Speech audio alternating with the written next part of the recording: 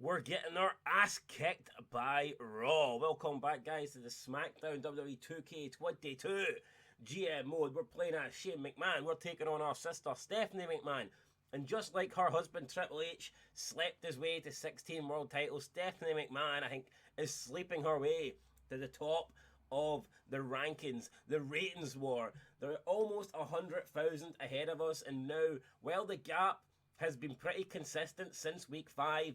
It has grown now to the biggest we've seen it, and it's a bit concerning. That's why I put on a stacked show for this week and next week and every other week from this week on. It's hopefully going to be an absolute barn burner. Now we need to go into our inventory because we've got a tables match this week, and with that said, let's get the tables. Let's do it. One randomly booked tables match on your show will be higher rated than normal. We need that to do really, really well for us. Manage the roster. Is there anybody that we want? Is there anybody that could come in and do a job? Well, I was thinking, guys, what about next week? We have a Legends Night. Yes, a Legends Night. We've got the money. We've got a shitload of money. And we're going to bring in Road Dogg Jesse James. Jesse James making his return. Boom. We're going to sign him for 10 weeks and he will be competing next week. So looking forward to that. Should be good. Let's see what Road Dogg gets up to. But before we get to Road Dogg, we've got this week to get through. We need to get, oh, what's this we've got? We can buy Veteran Crew, 37 and a half. Yeah, we'll take that. Might cost more to book shows and stuff, but we'll take it. Hopefully will help with the quality of the shows, etc. And that is us got everything else here done then. Still in the Thunderdome. The next step is the big stadium, which will be hopefully into soon. So anyway, here's the show, guys. Yeah, it might look like Rematch City, but it is what it is. We need to try and beat Raw in the ratings, so we need to do these rematches. So let's go. Let's get into this. Confirm 136 grand. It's going to cost to run this show. We're in Minneapolis, Minnesota. I believe that is the hometown of somebody important, but I can't recall who. Let's simulate the opening match then. Seth Rollins, Rey Mysterio. Winner of this gets to pick their match at SummerSlam, and it is Seth Rollins, and he wins a good match. We've got Samoa Joe calling out Roman Reigns. Why? I'm not too sure. He's lost twice now to Roman Reigns, but Samoa Joe says third time lucky. Samoa Joe wants one more opportunity. We've got Charlotte Flair versus Candice LeRae. Charlotte Flair saying if Candice LeRae wants a title shot, then prove it in the ring by beating her. And she does.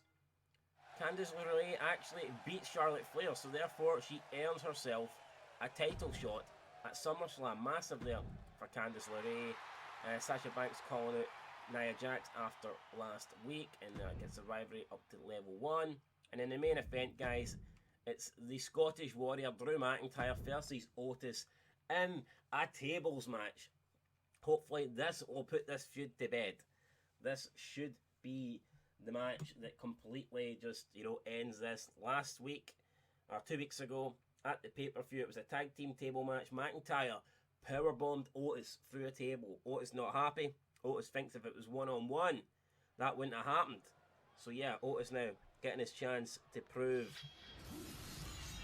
himself right, I guess. We'll see if he can do it here tonight.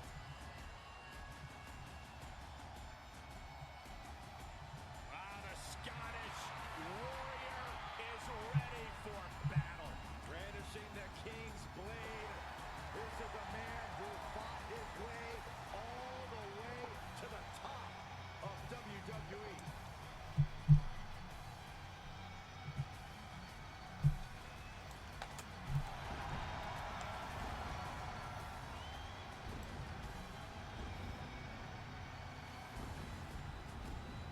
Somebody is going through a table. Call the Dudley Boys, because the wood, the furniture, is about to get rearranged.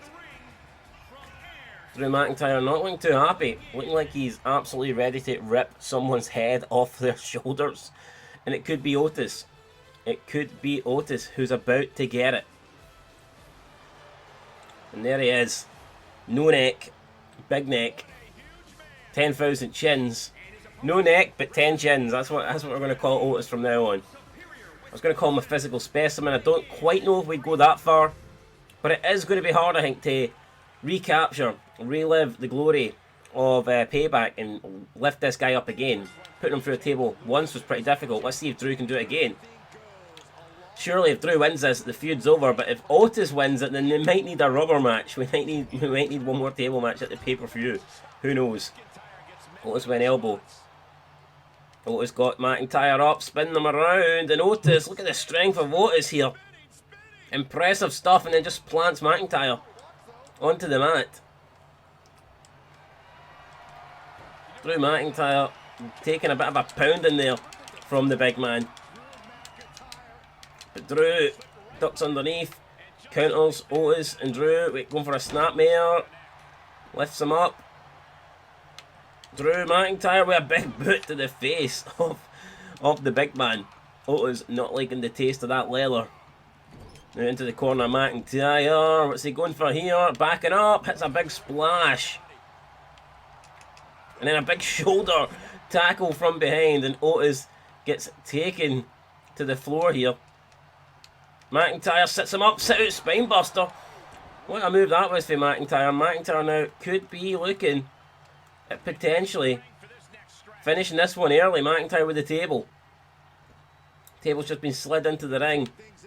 But Otis is first to it. Otis now got Drew in a compromised position, but Drew with a big elbow. Otis again, he's got Drew lifted up here on his shoulders.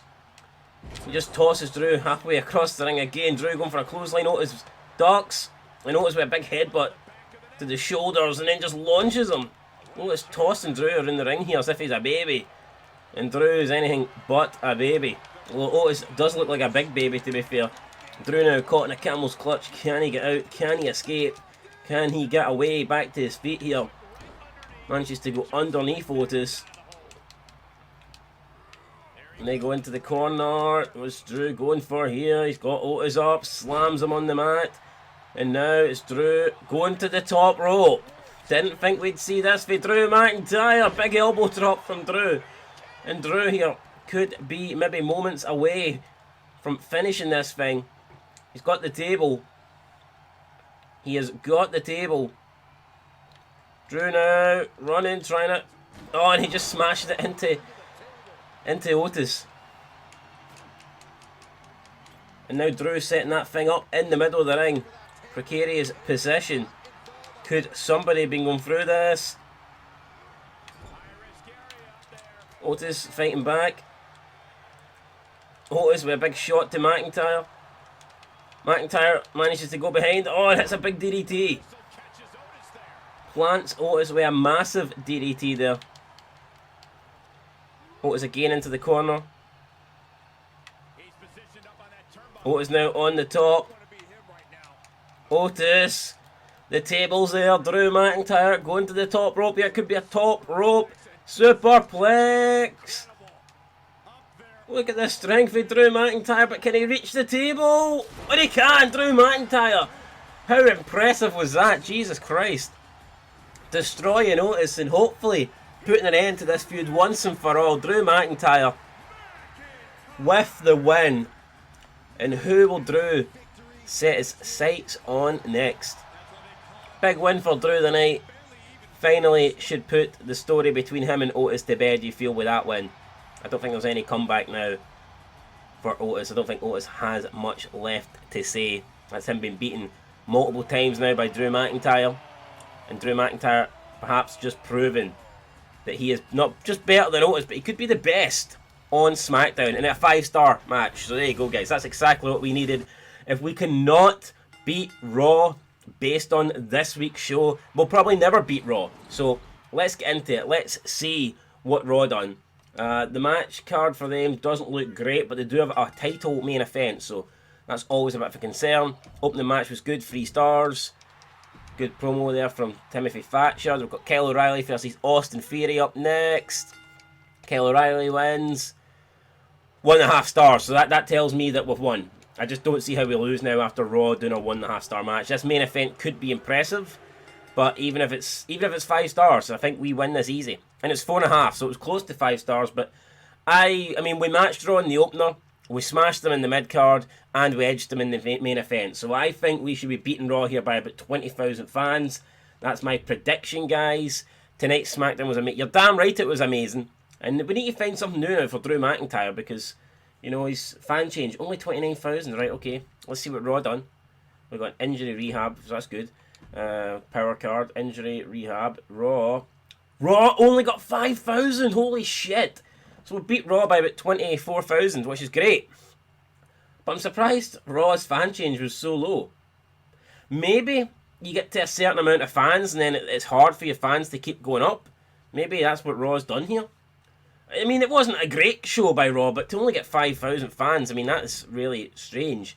And just like that, guys, we close the gap, and it's almost at 50,000 now, so that's an insane Raw. We needed that. We needed that big time.